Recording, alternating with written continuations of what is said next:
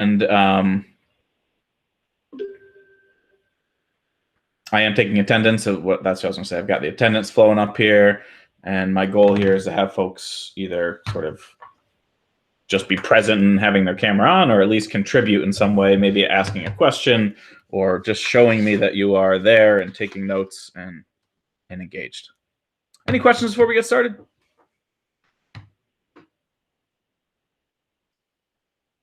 The thing I didn't actually mention, but it's highlighted here, is the first homework assignment is due tonight, right? So the first homework assignment is due on WebWork. It's orientation, so it's not, again, it's not a real math assignment. It's mostly just teaching you how to use the site. But the first actual real math assignment is going to be due next Wednesday, and that's also up there. So anyway, things are happening. If you haven't sort of gotten the gears turning and realized we're in class and we're doing things, then now is the time. We've got homework due tonight. Okay. All right, I'm going to switch my camera over unless someone has a question about something. How do you want us to submit the questionnaire? So we'll do it together at the end of class. Oh, yeah. All right, sounds good. Okay. But what in order to be prepared to do that, you're going to need to have a way to scan it if it's not on your computer, either a scanning app or a scanner itself. But I'll sort of walk us through the process and be clear about that at the end of class. Other thoughts before we switch over here? Is the SMP number for WebWork on the syllabus? Oh, so people are trying to, so yeah, one thing you'll have to, for WebWork, I'm sorry. So to log into WebWork, you want to use your login from Blackboard. Whatever gets you into Blackboard should get you in to WebWork. Other questions?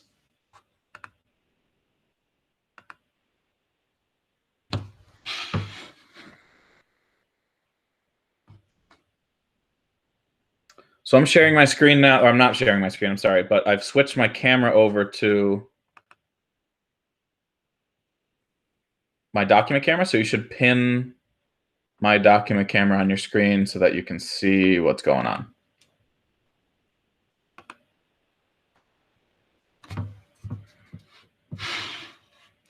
And I'm just going to pause and let everyone sort of catch up, see if there's a question. Is everyone able to see my screen? Is everyone locked in and ready to go here? Let me know if you're not. I'm happy to clarify something here.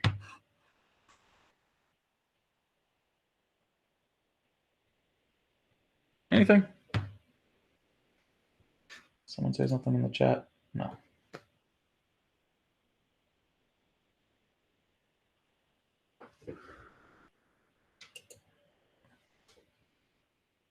Okay, I'm going to get started if no one else has a comment or anything like that.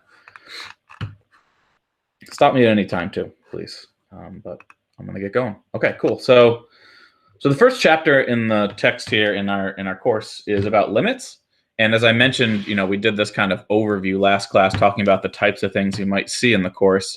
And limits is the first thing, and we use that to build derivatives and integrals. So limits are a foundational thing here, and oftentimes the most confusing thing about limits, in my opinion, is the notation.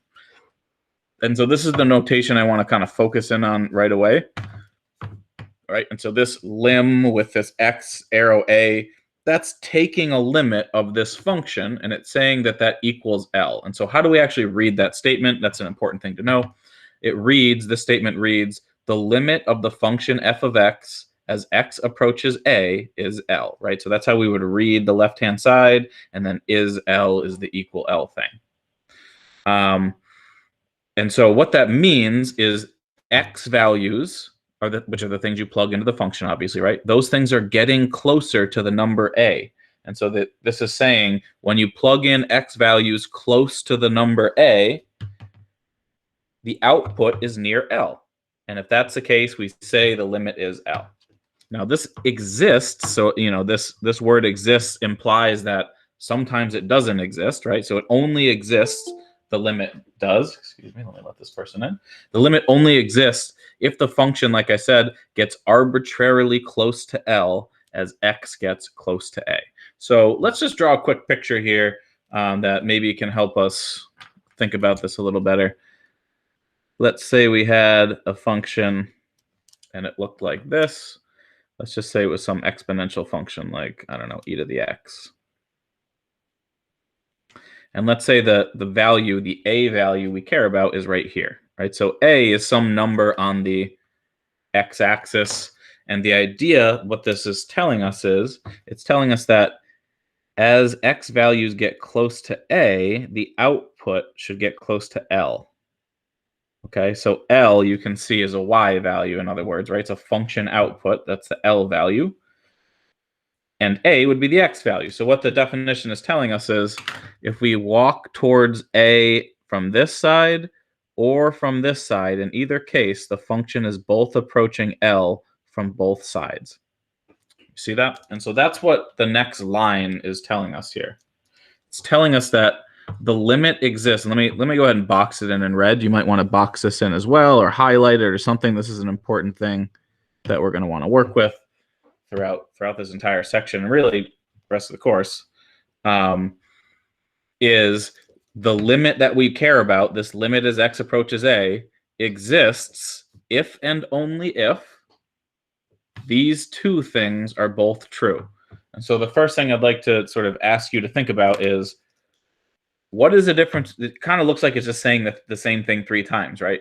What's the difference between this thing on the left and these two things, right? What do these two things on the right have that this one on the left doesn't have? What's the added notation? Anyone? The negative and positive sign. I'm sorry, could you say that again? Someone said something, but I couldn't hear it. The negative and the positive signs? Yeah, the negative and the positive signs. I thought I heard someone send a message to, yeah, there's a message that popped up as well. The plus and the minus, yeah, exactly. So this part is the added part. Maybe let me circle it in another color here. Right, the bottom part here has a plus next to the a, and the bottom part here has a minus next to the a. And so that plus and that minus are an added instruction, and that added instruction could be read as x approaches a, and then the plus sign means from the positive direction or from the right side.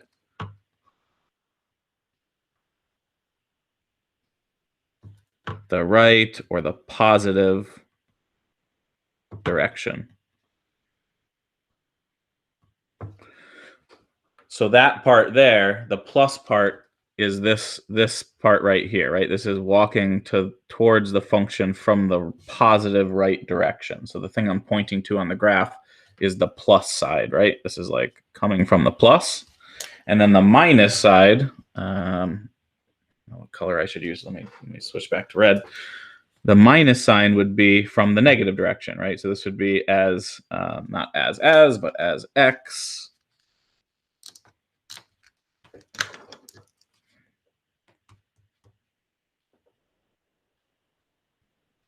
approaches a from the left or negative direction. Right, so that's why it's a minus, because it's like from the negative side. Right, so that would be this left side, right? That's the minus side. So I'm going to let everyone just kind of catch up and write that down, but I'm going to just try to repeat that one more time and see if I can clarify something. So I will repeat that one more time.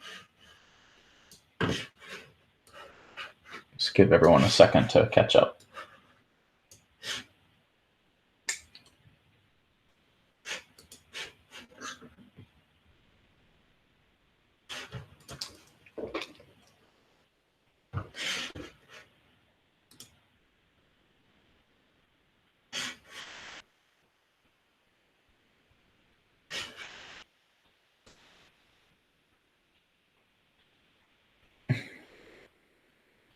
Questions? Let me also ask let me see if there's questions so far before I say something. Go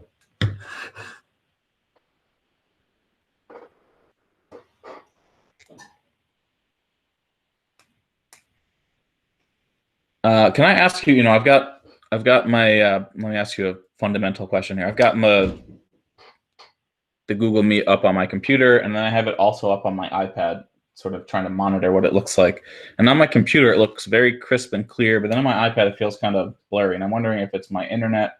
Can you give me some feedback of how, does it look blurry to you on the screen right now? Anyone? It's a little blurry. Someone says it looks okay, a little bit blurry.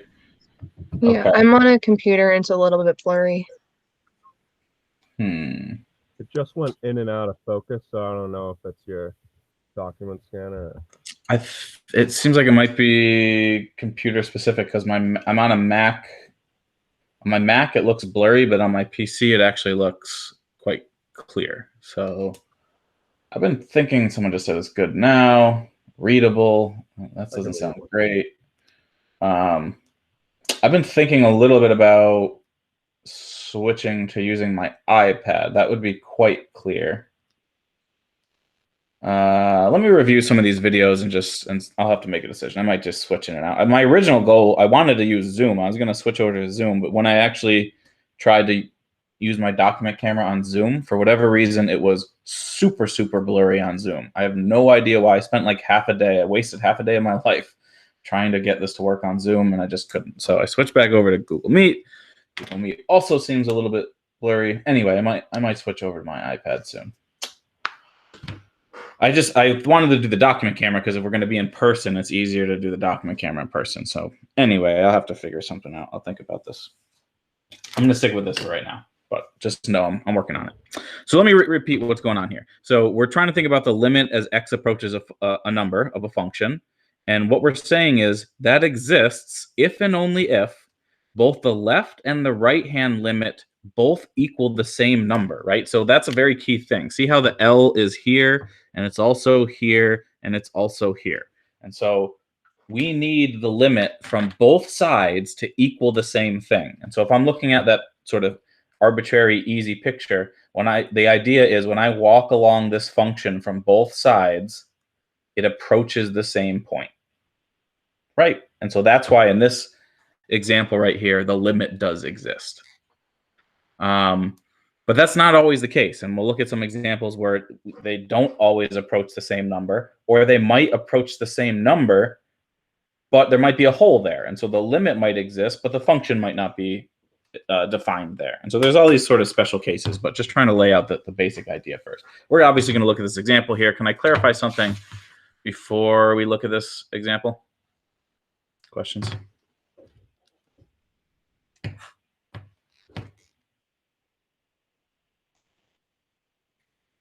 All right, so I'm going to keep going.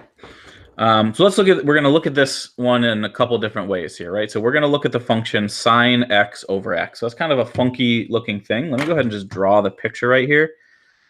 I would suggest you draw a small-ish picture right here, and then we're going to fill up the rest of this looking with that. So if this is sort of the x and the y-axis, then that function kind of looks like it does like increasing bumps.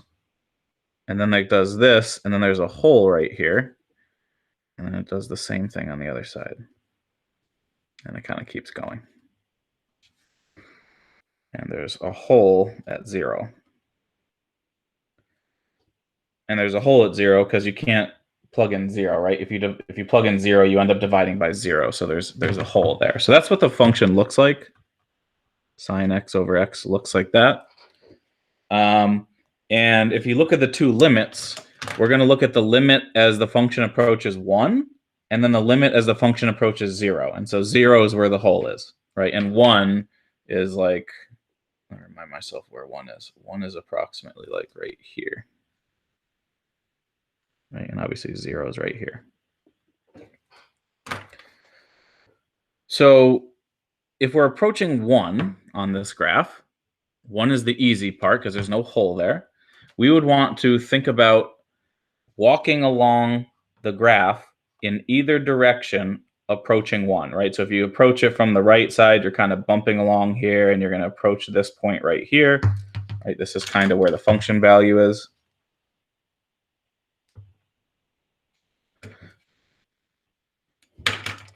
And so it's defined at that point, and if you approach the value of 1 from both sides, the graph is approaching the same location, right? You see that? And moreover, you can actually plug a 1 right into the function and get a value out. Right? So if this is our function, notice how if you just plug a 1 in, that's fine. You can do that, right? You would just do like sine of 1 over 1. Sine of 1 is a value. It's not one of the ones, if you're coming from my pre-calc class, it's not one of the ones we know off the top of our head, but we could use a calculator and get that value. It turns out it's 0.841. And so it turns out at this point, it actually has a value. And so if you can plug a number in to the function, then the limit exists at that point and it equals whatever that value is. And so in general, sorry, someone's trying to get in here. So in general, if a function is defined at x equals a, then the limit of that function is just what you get when you plug the number in. There are kind of a couple small cases there, but that is generally true, where if you can plug the number into a function, then the limit exists there, and that is what it is. But you can't always plug numbers in, right? So we already said, like, if we looked at this graph here, let me try boxing it in. It's starting to get crowded in here. There's a hole at 0. So if we wanted to look at the second limit at 0, you can't actually plug that value in. Right, so, and I want to be very clear about that. You should always try to plug the value in. But notice on this one, if you try to plug 0 in, you get sine of 0 over 0. That's a problem because sine of 0 is also 0. So you get 0 over 0.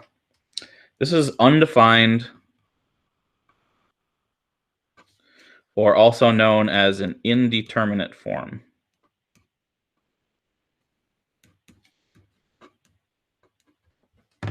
And so that's no good. We can't just plug 0 in. But if we look at the graph, the limit does exist. And I think that's very key to keep in mind. You can't plug 0 into this function because you divide by 0, right? You end up with 0 over 0.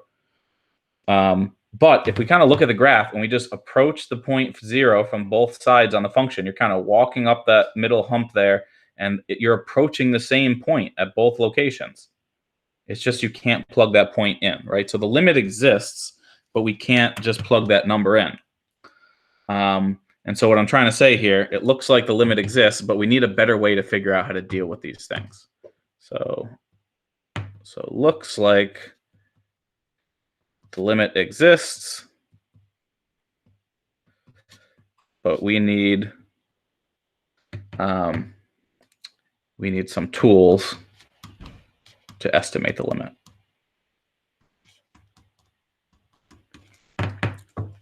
So my general goal on this page is sort of to have introduced what a limit is, show you two where they exist on this simple graph, but kind of show you that, hey, you can't always just plug the number in like we could in this first one. And so if you try to plug the number in and you get some weird thing like dividing by 0, we need some better tools. And that's what's on the next page, right? So if you turn the page, it says 2 ways to estimate limits. I'm going to pause here, see if I can clarify something. Thoughts?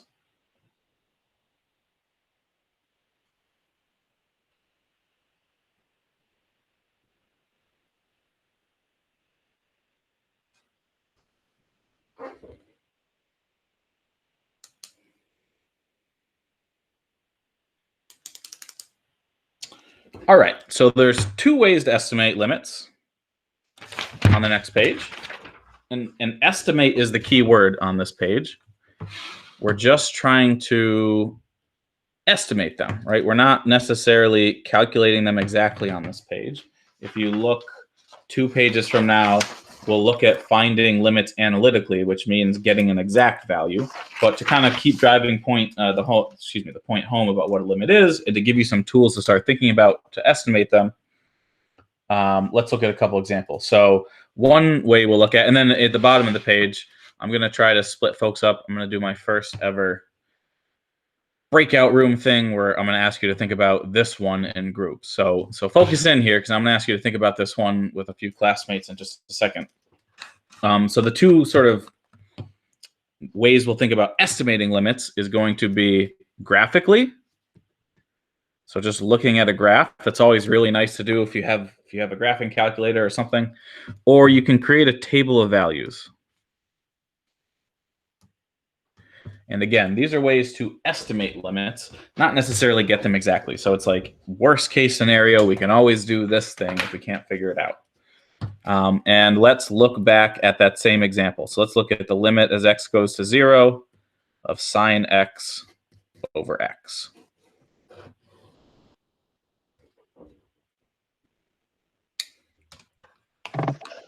Hey, Professor, you mind if you just drag that down a little bit?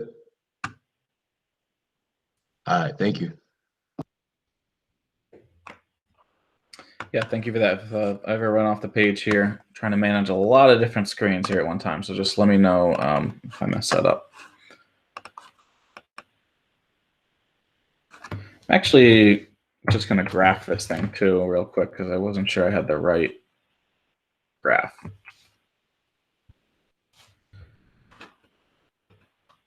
Yeah, it's a little bit. Let me see here. 1 second.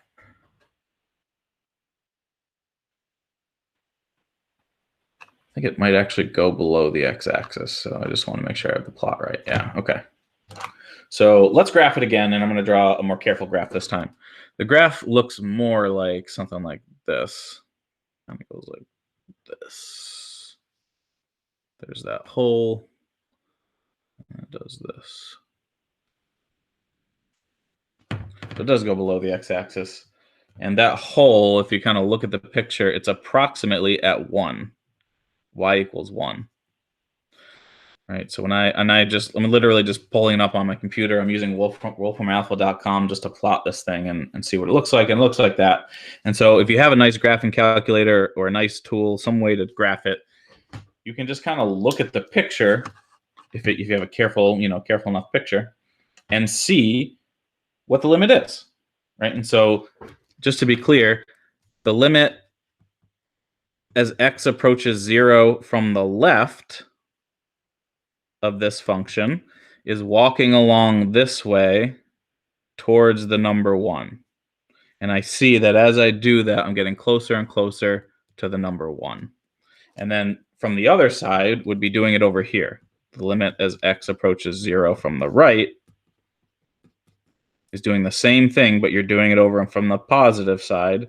And in both cases, you're walking up that hump towards the same point. Okay, so since the left-hand limit and the right-hand limit are both the same thing, the definition on the last page is telling us that the limit exists, right? We have both these left-hand and the right-hand limits actually equal the same thing on the last page. And so that means the limit exists and it equals L. And man, it looks so crisp on my one computer and it looks blurry as heck on the other one. So sorry if it looks blurry, I'll review the video and make a decision there. But anyway, based on this picture, what we can conclude is that the limit as x approaches 0 of this function is 1. It's an estimate because we're just kind of looking at a picture. We're not like doing something real carefully. But it looks like that's going to happen.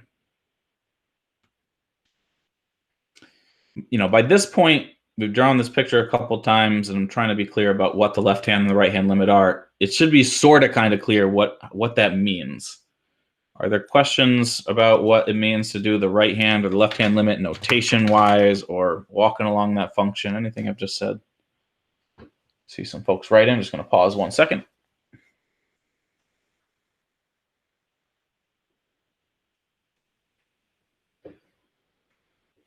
All right, if we're going to do a table of values, we need to do the same thing. We need to do the left hand and the right side limit, but we need to plug numbers in. So I'm going to approach 0 from the left in this table, and I'm going to approach 0 from the right in this table. And so these are my x values, and this is going to be my output. And I just used a calculator to do this. I just plugged numbers in. And so if I'm plugging numbers in to the left of 0, they're going to be negative, right? So it's going to be like minus 0.1, minus 0.01, minus 0.001, right? These are numbers that are getting closer to 0 from the negative direction. And then I'll do the same thing. I'll plug the same numbers in, but the positive versions. Right? I'm approaching 0 from the left and the right in this table. And I'm just going to plug them into the function. Again, I did this on my calculator ahead of time. I just kind of plugged each one of these x values into that function, and I got the following. When you plug 0.1 in, you get 0.9983. When you point 0.01 in, you get 0.99998. And then 99999 repeating, right? And so you can see these numbers are getting closer and closer to 1. All right, these numbers are approaching 0 from the left. And the same thing happens when you approach from the right. You get numbers that approach 1, literally the same numbers, 0.9983, 0.99998, and then just a bunch of 9s repeating. Right, so these numbers are approaching from the right.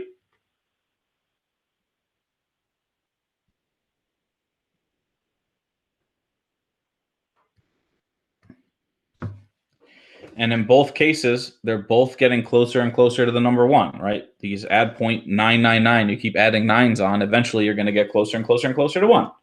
So kind of, based on these two tables, I see that the left-hand limit and the right-hand limit are the same.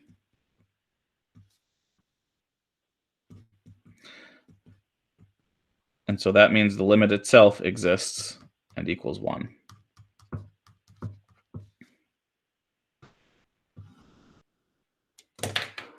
Allow me to pause.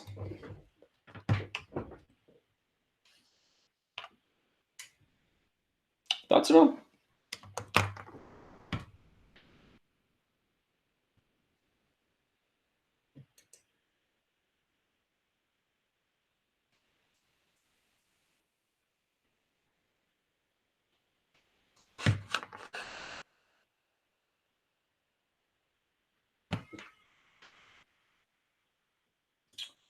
Any questions so far? Look, you can see at the bottom of this page here, I'm going to ask you to try this with another function.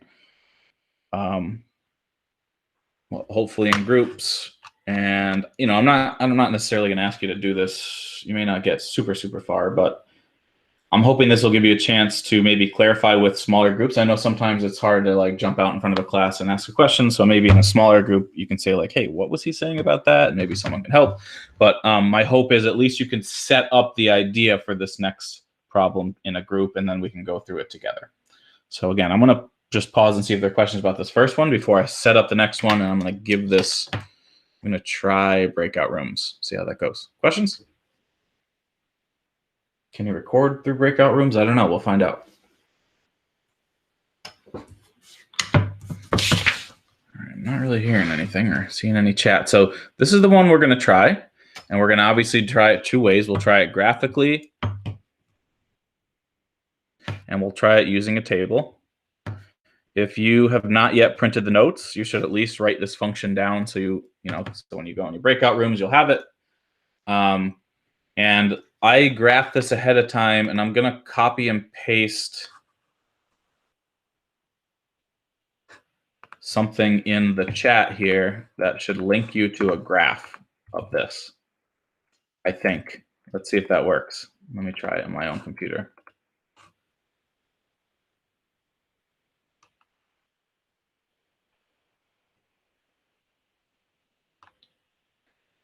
Yeah, I think that worked for me when I opened that up. Is that working for you guys? And so you can see what I typed. This is wolfhornalpha.com, by the way. If you're not familiar with it, it's a great website that you can use to help you think about this stuff. Some people use it to cheat on homework. I would strongly recommend against that because you're just hurting yourself. I'm telling you, the homework is not meant to be terribly hard. It's meant to help you prepare for the test. Anyway, you can see I just typed in that function near x equals 2, and it provides a graph where you can kind of estimate approximately what you think that limit might be. There are other ways to graph it too if you want to do that, but I figured I'd put that in there.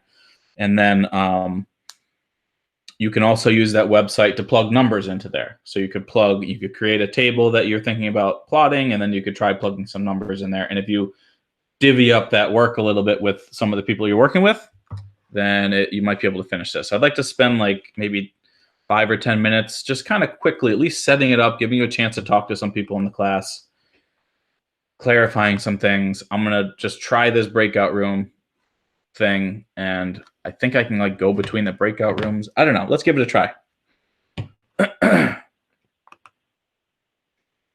All right. I'm going to do 6 breakout rooms.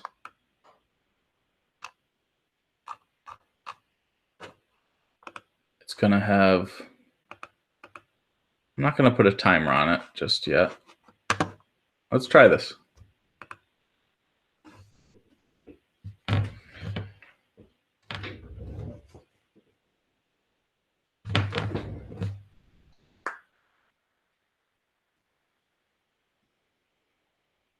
Hey, Simon, go ahead and press. Yeah, there you go.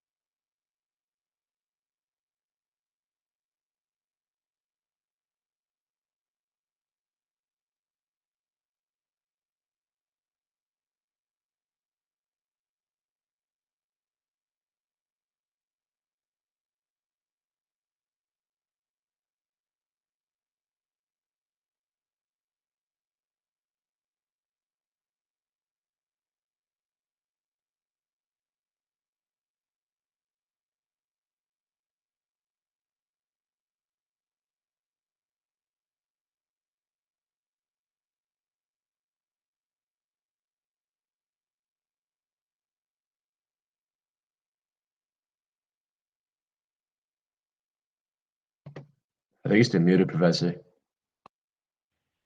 Thank you very much.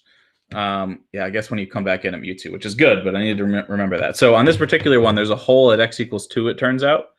But when you look at the graph, it kind of looks like this value down here is near y equals 1. And when you plug numbers in from the left and the right, you should be able to verify that. And so when you plug numbers in from the negative direction, that looks like this, right? So this is x approaching 2 from the negative side. And this one is x approaching 2 from the positive side, right? So we're plugging in numbers a little bit less than 2 here, a little bit bigger than 2. And when I did that on a calculator, I got this. Oh, no, that's, yeah, that is negative. So that should be a negative 1, sorry. 9.09, I got negative 0.9901, negative 0.999. And so it looks like the numbers are approaching negative 1. And the same thing happens when you do it from the right side. And again, I just plugged these x values into the function f of x and got these numbers. And so the graph kind of confirms, oh yeah, it does look like those numbers are near negative 1. When I plug in values, it looks like they're approaching negative 1. And so just to be clear, sometimes it's not clear. Like we're thinking about the number 2, right? And so these values are approaching 2 from the left, and these values are approaching 2 from the right. So anyway, it looks like both of them are equal on both sides. And so my final answer here is the limit as x approaches 2 from the left of this function is the same thing as the limit as x approaches 2 from the right. And in both cases, it equals negative 1. And so that implies that the limit itself exists and equals negative 1. This is sort of like the final answer. Everything above there is kind of exploring this idea, trying to reach that point.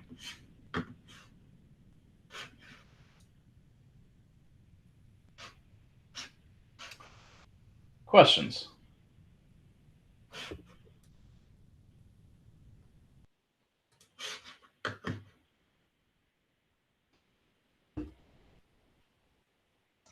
When trying to find that answer, we only looked at the left graph, right? The left L-shaped. Yeah, that's right. Because we were focusing on x equals 2, and that was only on this left-hand graph. Yeah, the graph itself has 2 pieces, but we were focusing in right around 2. Sure, thanks. Other thoughts? I got a question. Yeah. How do you find the hole? I seem to be confused on how you find the hole. So it has a hole. Maybe I should have just done that here too, because if you try to plug a 2 in here, is this on the screen? Yeah. So if I try to plug a 2 into this function, you get a 0 on the top, and then you end up with 4. You end up with a 0 on the bottom, right? You'll get 4 minus 10 plus 6. Anyway, you'll get a 0. Right? And so you can't just plug a 2 into it.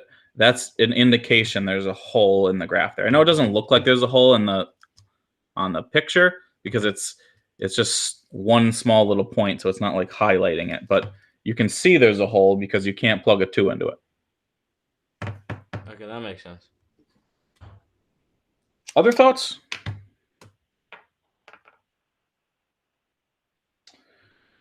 I just want to finish with the next page because I hope the next page will illustrate cases where limits don't exist, where that's the whole point of the next page. And so that, I think, should clarify some things if people are still very confused. And so I want to do that in the next couple minutes here, just before we spend the last part of class submitting something. And so if things are not clear about limits, I'm hoping this page will help with that a little bit. I meant to pin this up here, though.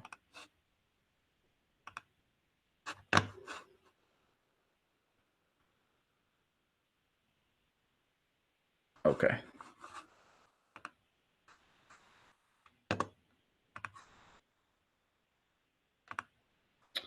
All right. So this page, as you can see at the top, it's all about limits when limits don't exist. And I oftentimes abbreviate does not exist with just DNE, Just be aware of that. So a limit doesn't exist when one of these three things happen. So the first thing that might happen is the function approaches different values at either side of the place you care about. So like on this first one. So this first one is an example of number 1. Absolute value of x over x as we approach 0. So let me graph that for you. That looks like this.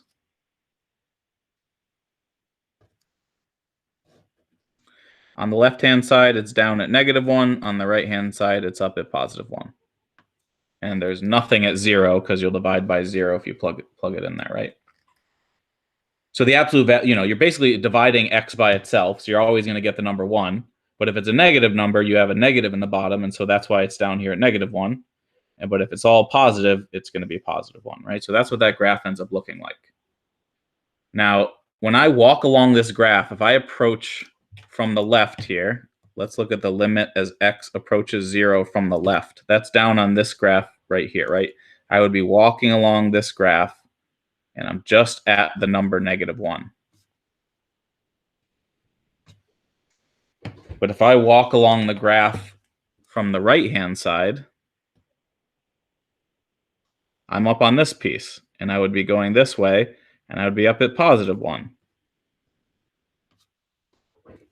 Right? So that's this direction compared to that direction. And so the left-hand limit and the right-hand limit both exist, right? They're both approaching something. This one's approaching -1. This one's approaching +1. They're just not the same thing.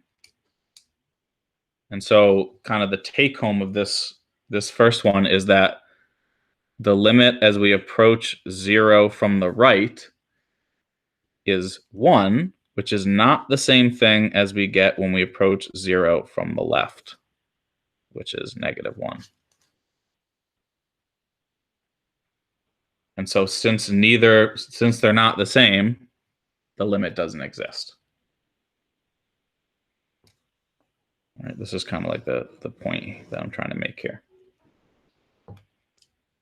And it only happens at 0, right? 0 is the problem there because the graph like jumps at 0. Thoughts about that? You see why the limit does not exist at 0 here?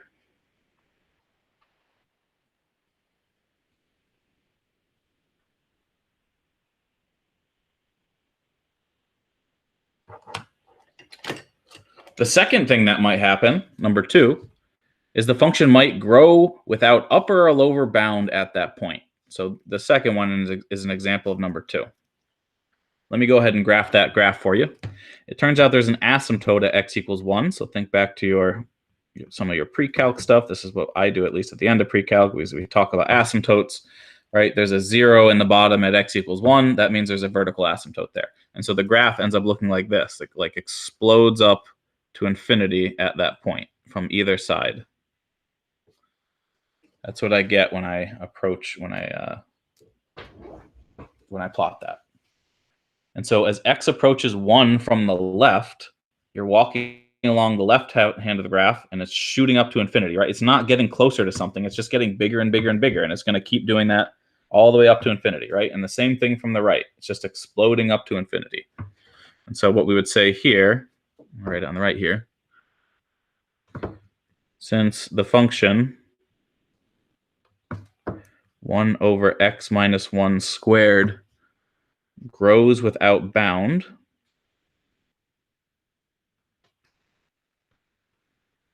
at x equals 1, the limit as x approaches 1 doesn't exist.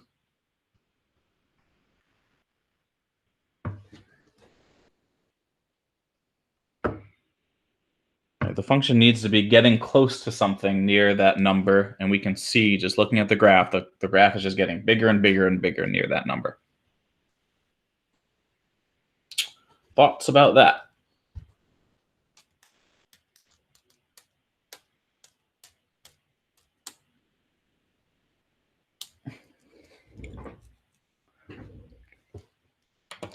The third case that it says right there is that the function might oscillate as it approaches a number. And so that's what's being shown, right? So number 3, the function oscillates as x approaches c. That's what's happening down here. Number 3 is that one. So when I graph sine of 1 over x, right, when you get close to 0 here, you're going to get close to dividing by 0. And so this graph, when you graph it, it like oscillates, but as you get closer to 0, the oscillations get closer and closer together. And if you actually plot this on Wolfram, right around 0, it looks like this. It just goes crazy right around 0. And then it starts to spread out again past it, right? Because really close to 0, you're getting close to dividing by 0. And so it just goes crazy in the middle there. And I know I'm just kind of scribbling, but it really, if you look at the picture, it looks just like that. And so as we approach 0 on this one, it just oscillates out of control. So since sine of 1 over x oscillates as x approaches 0, the limit won't exist there.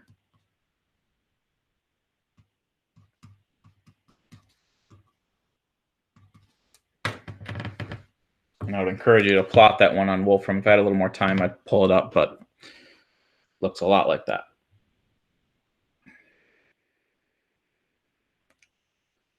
There's kind of a fourth example that it's kind of like it almost doesn't even apply, which is why I didn't put it in the list. It's like if the function doesn't even exist at a point, then it's not even worth talking about, right? So for example, let me just bring the definition up again. In order for the limit to exist, the right-hand limit and the left-hand limit both need to exist and equal the same number. So let me show an example of one that doesn't do that. The limit as x approaches 0 of ln, natural log. So if you remember, again, back to pre-calc, natural log looks like this. And if we approach 0 from the right, it goes down to negative infinity, so that violates number 2. And if we approach 0 from the left, there's not even any graph over here to walk along, right? And so what I'm trying to point out here is a couple things, is that natural log is undefined for negative numbers, right? You can't plug negative numbers into logs. And so that means if we tried to look at the left-hand limit at 0, we can't even plug numbers in to begin with, right? Thinking about making a table there wouldn't even make sense. And so if we need both the left and the right-hand limits to exist, and one of them doesn't even exist to begin with, we can't even talk about the limit, right? So let me sort of write that home. And so I'll also add, if we approach 0 from the right, it goes to infinity, negative infinity. So it also doesn't exist. So both the left-hand and the right-hand limit have issues. So the left-hand limit and the right-hand limit don't exist. So the limit itself doesn't exist or can't exist.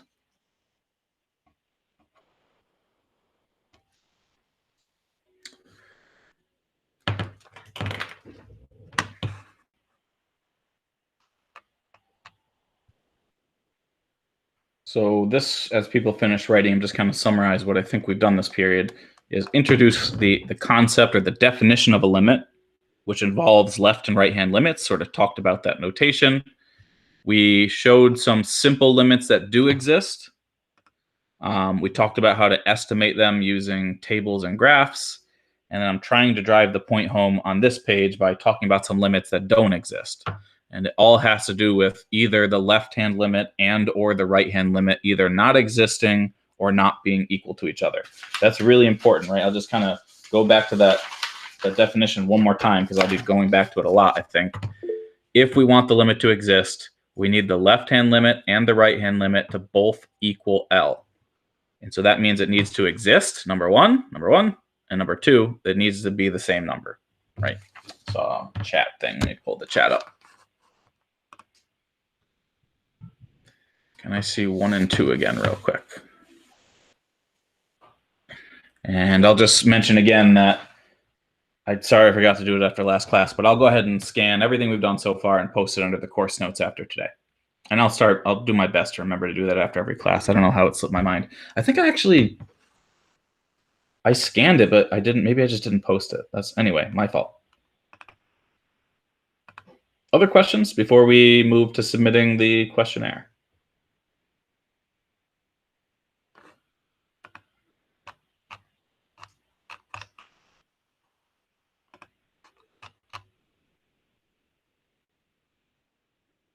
Anything at all?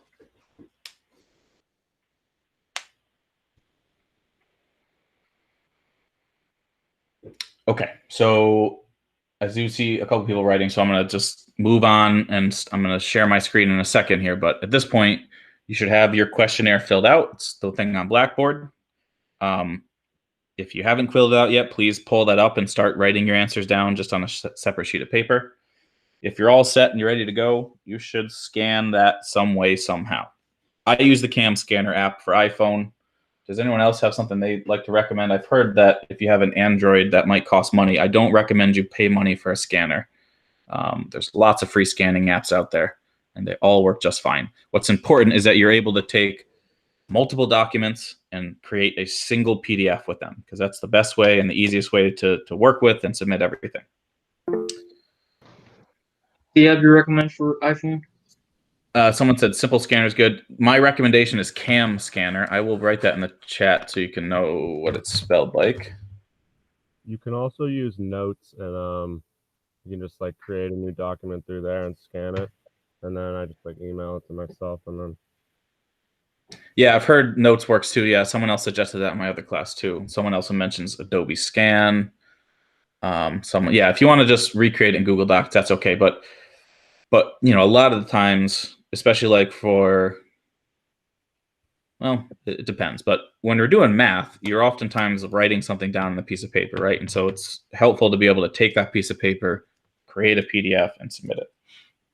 If you want to do it in Google Docs, that's perfectly fine, but you're just going to miss out on this sort of experience of scanning, and you'll be on your own with respect to figuring that out.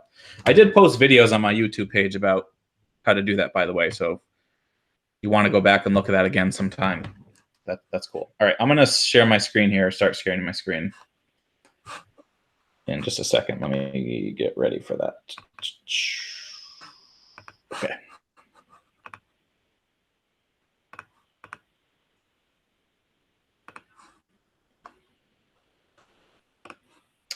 So I am sharing Gradescope.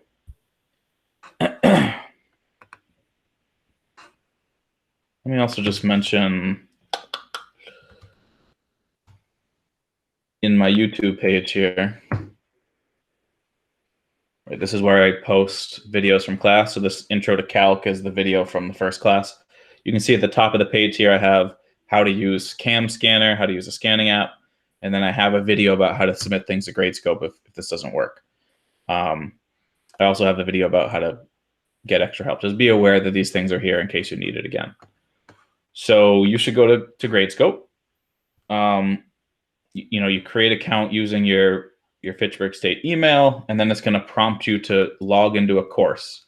And so you would want to enter this code to be registered in a course, this thing at the top of the page here. And when you do that, it'll just add that right to your dashboard at the front there. I can't see your screen. I can only see the paper. Oh, so unpin that. Yeah, unpin that. Sorry. If you had pinned the paper, unpin it. Does that work? Yep. Okay. Other questions, other issues? Sounded like there was a chat thing, although I don't see it.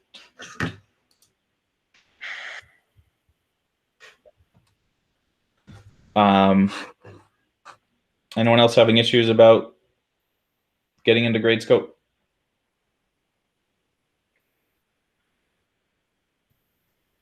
You're going to need to create an account on Gradescope. So you would use your Fitchburg State account, Fitchburg State email, I mean. And it's a very simple process, just like registering for any other website, right? Like username, password, they'll send you a confirmation. Other questions?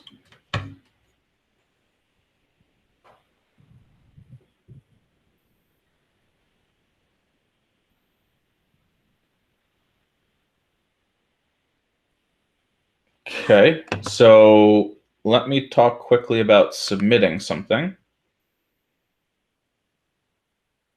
And to do that, I'm going to switch over to my other computer. So give me 1 second.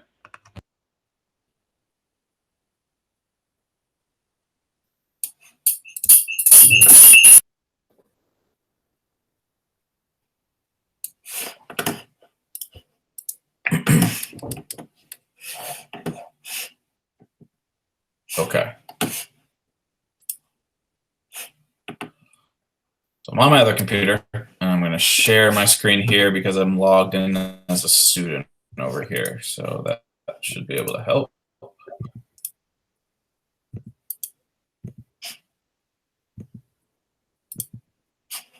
My internet's not good here, though.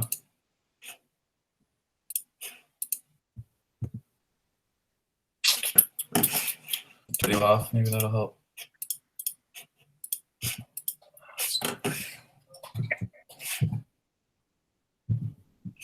That's why I think it was blurry too on my computer, because my internet wasn't good. So if you were having some blurry problems, I think it's because of that. And for some reason, it's not letting me share my screen.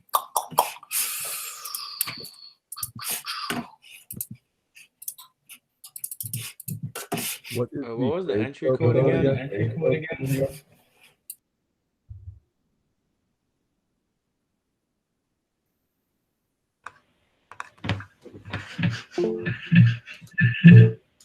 All right, I'm gonna have to switch back over to this computer. Yeah, let me share my screen again over here.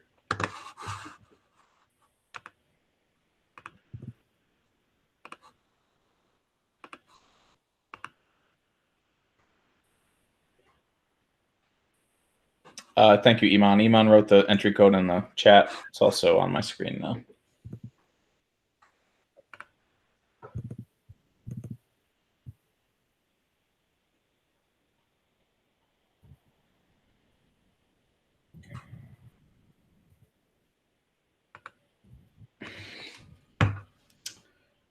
All right. Just going to log in over here and share it that way. While I'm getting ready to show you how to submit something,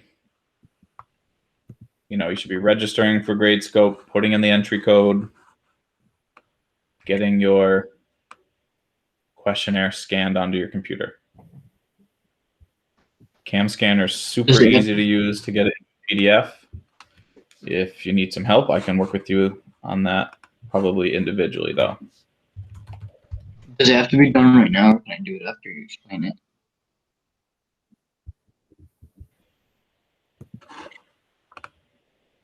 Okay, I'm just logging in with my student account so I can show you this.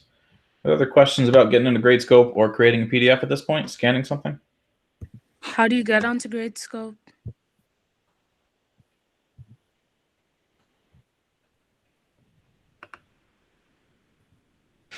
It's through Blackboard. It's on the left side. Okay, so a few people have started to submit. That's great, but I just want to make sure you did it correctly, because occasionally, let me show you what happens if I go to grade something. Let's see if I can find someone who didn't quite do it correctly. That person did not do it correctly. So if you don't enter something correctly, this is what happens, right? I try to grade it, and then the Gradescope says, oh, well, the student didn't tell me where the questions were. So you uploaded your document, but you didn't tell Gradescope where to look for each question. And my internet is going crazy right now. And it's not letting me log on to Gradescope. So I'm just going to have to show you how to do this through the thing I previously recorded. Not ideal, but this will be fine. Yeah, we don't need that anymore.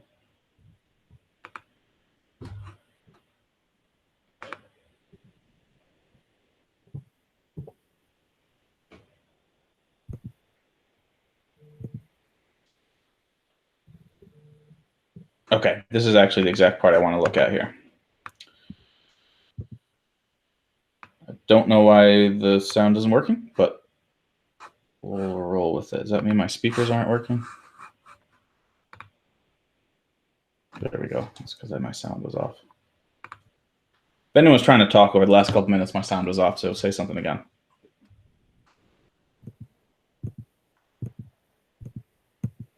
Is everyone with me and ready to view this? I apologize that that was a little bit tough, but I'm ready to do it. Yeah, we're good. Okay, so here's the deal. When you go to submit something, right, you click on the thing you want to, the document you want to submit at this point. It's going to be the first class questionnaire. It's going to ask you to upload your file. It's going to give you the option of either images or PDF. I would strongly recommend doing a PDF. If you do images, you'll have to take like pictures for every question.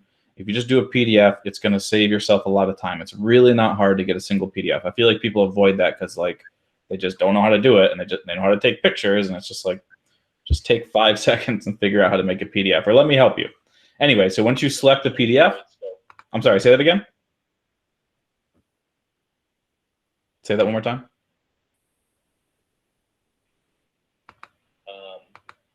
Oh, that was me who said something. Someone said I can't log into Gradescope. Let me talk to you after class. I don't know. And I'm not sure why you're having an issue. So when you go ahead and you choose your file, you'll choose your file. Here I am just picking a random file. You upload it. You know, I picked a PDF. It's going to upload the PDF. Here's the thing that I'm spending class time doing this for this very reason. So please listen to this one thing. And if you didn't do this when you submitted, go ahead and do it. You need to tell Gradescope where each of the questions are. So on this particular quiz, there's 5 questions on the left-hand side of the screen here, right? And what I'm doing in the video is I'm telling Gradescope, I'm clicking on the questions, and then I'm going to click on the page that corresponds to that question, right? Because oftentimes you might have more than one page. In this first one, maybe you only have one page. That's fine, but you still need to click on the question and say, that question is on this page, right? See how I'm doing that now? I'm saying question 1's here, question 2 is here, question 3 is here, and you sort of tell Gradescope where to look for those questions. Otherwise, it just really slows me down. I don't want to have to start taking points off because people can't follow directions. So I'm just trying to take this time, this class time, this valuable class time to walk you through this and hope that I only have to do this one time. That's my goal and what I'm trying to do here. So that's really all I wanted to say. After you do that, you hit submit. It'll tell you you're good to go. If you don't tell it where the pages are, it's going to give you a warning, and you have to like ignore the warning to move past it. So whoever submitted that and didn't heed the warning, would you please go back and just resubmit the correct way? I would really appreciate that. And I realize class is over, and I apologize that this took a little longer than I was hoping, but it looks like most people are submitting things. So as soon as you go ahead and submit something and it's correct, you're all set. You can take off. I'm going to go back through right after this and just verify that everything worked well. If it didn't work well, I'm going to send you an email and ask you to do it again. So maybe just take the time to do it correctly. I'm going to stop recording right now, and please let me know if someone's having an issue. So Samir, I'm happy to help you figure this out.